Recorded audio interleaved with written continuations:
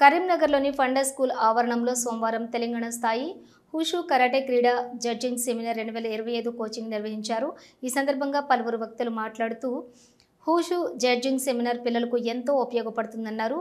మనోహర్ కుమార్ మాట్లాడుతూ ఈ శిక్షణ ఇవ్వటం తెలంగాణలో రెండోసారి అన్నారు. హుషు కరాటే జాతీయ రాష్ట్ర పోటీలను నిర్వహించనున్నట్లు పేర్కొన్నారు. ఈ పోటీలలో విద్యార్థులు ఎక్కువ సమయంలో పాల్గొనాలని పిలుపునిచ్చారు. హుషు కరాటే క్రీడా కరీంనగర్ జిల్లా అధ్యక్షులు విద్యాసాగర్ మాట్లాడుతూ హుషు కరాటే క్రీడకు మంచి భవిష్యత్తు ఉందన్నారు. ఈ అవకాశాన్ని విద్యార్థులు అందరూ కూడా సద్వినియోగం చేసుకోవాలని కోరారు. హుషు జడ్జింగ్ సెమినార్ నిర్వహించి ఇందులో ప్రావీణ్యం చూపిన వారిని గుర్తించనున్నట్లుగా పేర్కొన్నారు.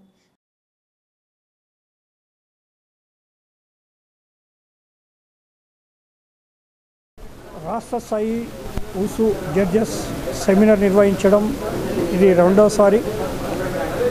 సో వివిధ జిల్లాల నుండి దాదాపు 48 పైచిలకు కోచ్లు జడ్జెస్లు పాల్గొన్నారు. ఈ జడ్జెస్లు ఫండస్ స్కూల్ వాళ్ళు ఆతిథ్యం ఇచ్చారు.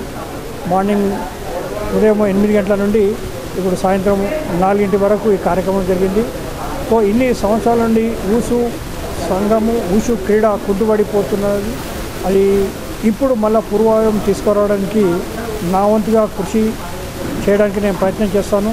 మళ్ళా భారతదేశంలో తెలంగాణ హుషు అనేది ఒక మంచి బ్రాండ్గా ఒక రాష్ట్ర పతాకాన్ని జాతీయ స్థాయిలో అంతర్జాతీయ స్థాయిలో నిలబెట్టడానికి నా వంతు సాయశక్తిలో ప్రయత్నం చేస్తాము.